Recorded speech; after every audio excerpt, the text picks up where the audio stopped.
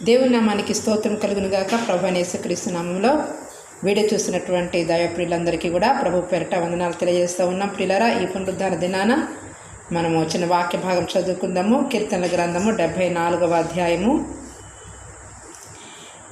20వ వచనాన్ని మనం చదువుకుందాం. లోకములోనున్న చీకటి గల చోటులు బలాత్కారుల నివాసములతో నిండి ఉన్నవి కాగా నిబంధనను జ్ఞాపకం చేసుకున్నాం. చిన్న ప్రార్థన చేసుకున్నాం. పరిశుద్ధాత్మ తండ్రి, మీకు వందనాలు, స్తోత్రాలు. ఈ యొక్క వాక్య భాగం ద్వారా నీ ప్రజలను ఆయన దర్శించండి, బలపరచండి, స్థిరపరిచి మహిమ పొందమని యేసు నామములో ప్రార్థిస్తున్నాం తండ్రి, ఆమేన్. మరి ఒకసారి జ్ఞానవాక్య కార్యక్రమానికి ప్రభు పేరిట వందనాలు ఆహ్వానాన్ని తెలియజేస్తూ ఉన్నాను. ప్రియులారా, భక్తుడైనటువంటి ఆసాపు ఈ కీర్తన రాస్తూ అంటున్నాడు, లోకములోనున్న చీకటి గల చోటులు. లోకములో అన్ని స్థలాలు మంచి అని అనుకుంటాం, కానీ చాలామంది హిందువులు కూడా అంటూ ఉంటారు కొన్ని స్థలాలు మంచివి కాదు అని. వాస్తవానికి నాకు దీని గురించి చెప్పటం కాదు, కానీ ఈ వాక్యం చదివేటప్పుడు ఇప్పుడు మాత్రమే ఈ సత్యాన్ని దేవుడు బయలుపరుస్తున్నాడు. అన్ని చోట్ల మంచివి కాదు, కొన్ని చోట్ల మంచివి ఉంటాయి, కొన్ని స్థలాలు చెడ్డవి కూడా ఉంటావని దేవుని వాక్యంలో. చీకటి గల చోటులు, ఆ చీకటి గల చోట్లలో ఏం జరుగుతుందంట? బలాత్కారుల నివాసములతో నిండి ఉన్నవి. ఆ స్థలాల్లో ఎవరుంటారంటే బలాత్కారులు ఉంటారు. ప్రియులారా, ఈ భూమి మీద అపవాది ఎవరిని మృగుదనా అని వెదకుచూ తిరుగుచూ వాడు కొన్ని చోట్ల వాడి శక్తులన్నీ కూడా కొన్ని చోట్ల కూడుకొని ఉంటాయి, మీటింగ్స్ వేసుకొని. కాబట్టి ఆ స్థలాలే చీకటి చోటులు. నీవు రోడ్డు మీద ప్రయాణం చేస్తూనే ఉంటావు, అనుకోకుండా యాక్సిడెంట్ అవుతూ ఉంటుంది. కానీ ఆ యాక్సిడెంట్ ఎవరి వల్ల జరిగింది అంటే పాపం ఎదుటి వ్యక్తి వల్ల జరిగింది అనుకుని ఎదుటి వ్యక్తిని పోట్లాడుతూ ఉంటారు. ఎవరైనా చేసేది అదే. కానీ ఆ స్థలంలో నీకు తెలియకుండా కొన్ని దురాత్మలు ఆ స్థలంలో గూడు కట్టుకొని అక్కడ ఉంటే నివాసం చేసుకొని, అవి 2 కార్లు ఢీకొన్నా 2 మోటార్ బైకులు ఢీకొనేలాగా చేసేది ఆ శక్తులు. చీకటి గల చోట్లలో ఉండేటువంటి నివాసం చేసేటువంటి ఆ శక్తులు చేసే పని. నీవేమనుకుంటావు అంటే నన్ను పలానా వాళ్ళు వచ్చి గుద్దారు అని చెప్పేసానని నువ్వు పోలీస్ స్టేషన్కి వెళ్తావు, కంప్లైంట్ ఇస్తావు, నీ మనసు పాడు చేసుకుంటావు, ఎదుటి వాళ్ళ మనసు పాడు చేస్తావు. కాబట్టి ఆ రీతిగా ఇద్దరి మధ్య వైరం పెంచి మరి మనుషులు అసమాధానానికి గురయ్యేలాగా చేసేటువంటి వ్యక్తులు కాదు ఈ శక్తులు. కాబట్టి అవి ఎక్కడున్నాయంటే లోకములోనున్న చీకటి గల చోటులు, బలాత్కారుల నివాసములతో నిండి ఉన్నవి. కాబట్టి అపవాది వాడు బలం లేని వాడని అనుకుంటారు చాలామంది, కానీ బలాత్కారులు వాడు ఎవరిని మృంగుదనా అని తన బలమంతా ఉపయోగించాలని చూస్తారు. అపరిమితంగా పాతాళం అంట అపరిమితంగా నోరు తెరుచుకొని చూస్తూ ఉందంట ఎవరు వస్తారా అని తన నోట్లోకి. కాబట్టి ఈ దినాలలో మనుషులకి ఏమాత్రం కూడా బుర్రకెక్కటంలా. ఏంటి అంటే రండి రండి రండి అని ఆనాడు నోవహు కూడా పిలిచాడు, నా ఓడలోకి రండి, దీంట్లో ఉంటే మీరు సురక్షితంగా ఉంటారు అంటే మనుషులు మాట వినట్ల.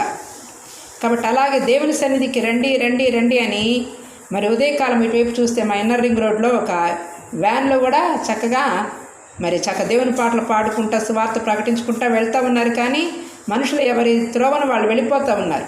ఎందుకని అంటే పాపం వాళ్ళ బిజీ అట్లా ఉంది, ఎవరి బిజీలో వాళ్ళు ఉంటున్నారు. కానీ దేవుని సన్నిధి, దేవుని వాక్కు, దేవుని మాట అని చెవియొగ్గి ఆలకించేవారు లేకపోవటం వల్ల దేవుడు కూడా ఎవరికి చెప్తా ఉన్నాడంటే సృష్టికి కూడా ఆయన తన మాటలను వివరించుకుంటూ ఉన్నాడు. ఆకాశమా ఆలకించుము, భూమి చెవియొగ్గుము అని.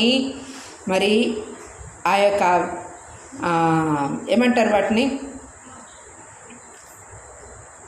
భూమి ఆకాశము ఇవన్నీ కూడా పంచభూతాలు అంటారు. కాబట్టి ఆ పంచభూతాలకు చెప్పుకుంటూ ఉన్నాడు ఆయన తన బాధని. కాబట్టి అలాగే మానవుడు కూడా తన బాధని ఎవరో ఒకళ్ళు చెప్పుకోవడం కోసము వాళ్ళు రకరకాల విగ్రహాలను పెట్టుకొని, ఎందుకంటే దేవుడు కనపడనందున వారు విగ్రహాన్ని నిర్మించుకొని విగ్రహానికి సాగిలపడుతున్నారు.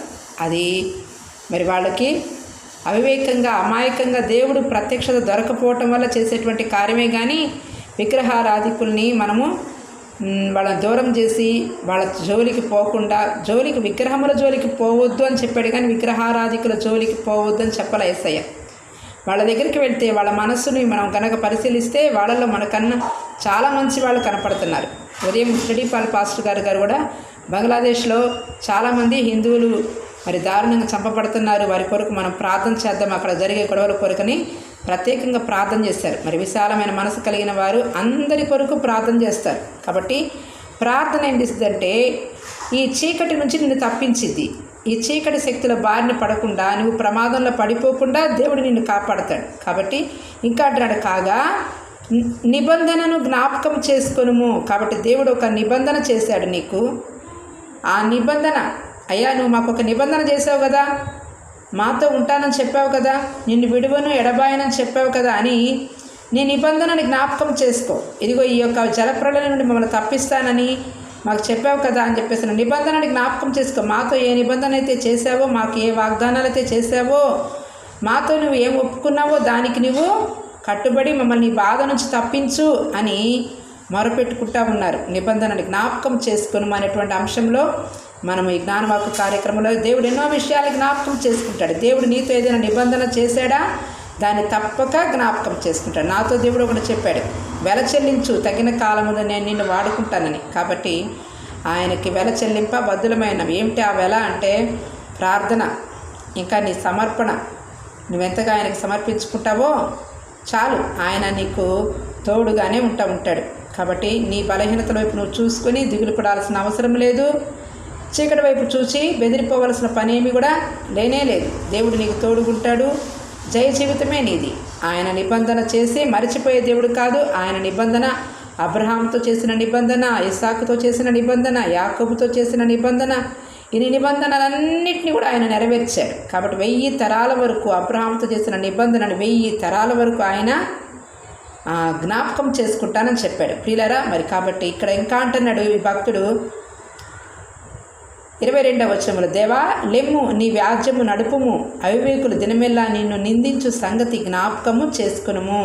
కాబట్టి దేవుని విలువ తెలియక అనేక మంది ఆయన్ని నిందిస్తారు. ఈ దినాల్లో సేవకులు కూడా పిలుస్తూ ఉంటే ఎన్నో రకాలుగా మనసులో నొచ్చుకుంటూ ఉన్నారు, బాధపడుతూ ఉన్నారు. కానీ సేవకుల యొక్క బాధ వారికి అర్థం కావటంలా. కాబట్టి నువ్వు వెళ్ళి కూర్చున్నావంటే నీకు ఇచ్చిన మందిరములో ఆ సేవకుడికి నువ్వు ఎంతో ఊపిరి పోసిన దానివి అవుతావు, ఆ సేవకుని నువ్వు ఎంతో బలపరిచిన దానివి అవుతావు. కాబట్టి సేవకులు వాళ్ళు హృదయంలో బాధపడకూడదు, నొచ్చుకోకూడదు. కాబట్టి నొచ్చుకుంటే కూడా అది విశ్వాసులకు అంత క్షేమమేమీ కాదు. కానీ విశాలమైన మనసు కలిగి మరి మనపూర్వకంగా ప్రార్థన చేసినప్పుడు వాళ్ళు బాగుంటారు, నువ్వు బాగుంటావు.